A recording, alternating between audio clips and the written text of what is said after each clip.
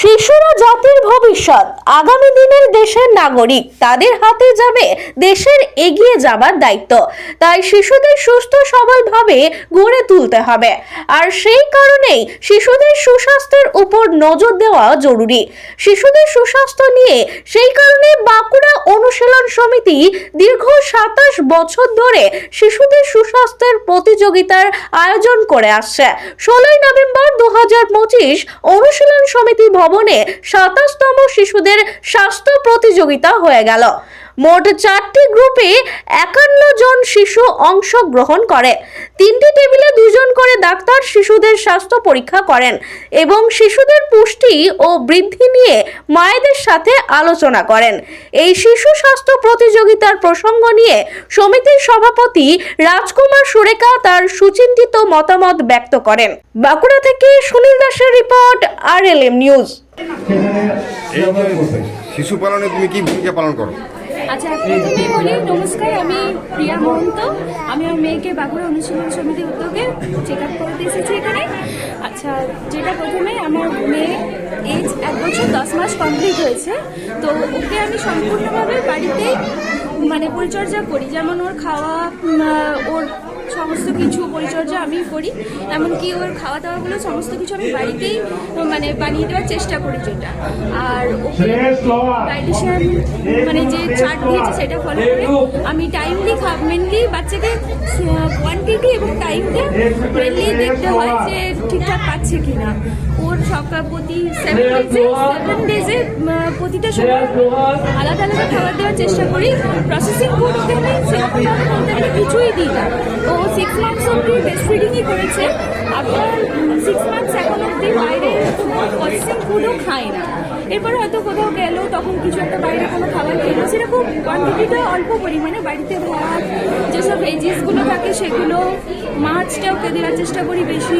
এমনকি বাইরের কোনো খাবার না, বাইরের কোনো খাবার দিই না। হয়তো ও আমাদের সাথে কোথাও বাইরে গেলে তখন কোনো প্রোডাক্ট খেলো, সেটা ঠিক আছে, কিন্তু মিল্ক প্রোডাক্ট তো এখন অব্দি বাইরে দিই না। ও এখন অব্দি ফিডিং করে, কোনো কিছু ওকে দিই না, যেমন চকলেট এসব কিছু দিই না। বিস্কুটটা আমি আফটার 2 ইয়ার্স শুরু করবো, যেটা মেনলি দরকার বাচ্চাকে লক্ষ্য রাখা। মোবাইল খাচ্ছে কি? মোবাইল দেখে খাচ্ছে না, বাচ্চাকে মোবাইল দিই না। হয়তো কেউ দেখছে, সাথে কোথাও গেল, তখন দেখলো একটু ঠিক আছে, এটা হয়তো 5 মিনিটস 10 মিনিটস ঠিক আছে, কিন্তু খাওয়ার সময় মোবাইল দেখা এটা আমি একদমই অ্যালাউ করি না। বাচ্চাকে হয়তো খেলনা দিই, খেলনা তুমি নিয়ে খেলো। বাচ্চাকে সবসময় নতুন কিছু খেলনা দিয়ে নতুন কিছু অ্যাক্টিভিটি দেখানোর চেষ্টা করি। নাম? বাচ্চাটার নাম রাজনন্দিনী মহন্ত।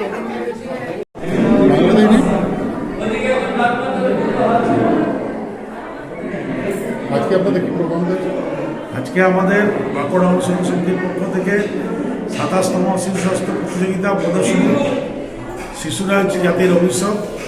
শিশুদের স্বাস্থ্য মা বাবারা কীভাবে যত্ন গ্রহণ করেন এবং শিশুর স্বাস্থ্য ভালো রাখতে গেলে কী কী করতে হয় সেই সম্বন্ধে আমাদের ডাক্তারবাবুরা এখানে বাচ্চাদের এবং অভিভাবকদের জানান এবং বাচ্চাদের সেই বিষয়ে পরীক্ষা নিরীক্ষা করা হয়।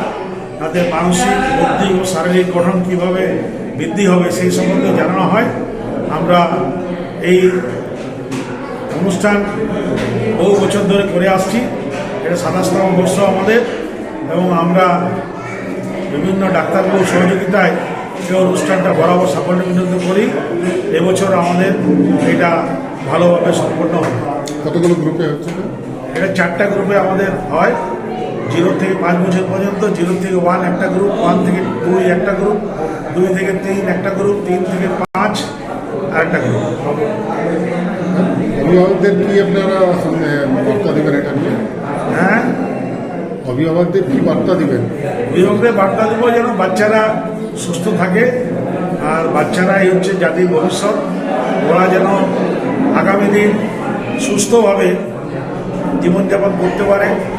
মোবাইল যেমন ছাড়া বাচ্চারা চলতে পারে না, মোবাইলটাকে আমরা অ্যাভয়েড করতে চাইছি বাচ্চাদের জন্যে, এবং তাদের খাবার সুস্বাস্থ্য যেন থাকে।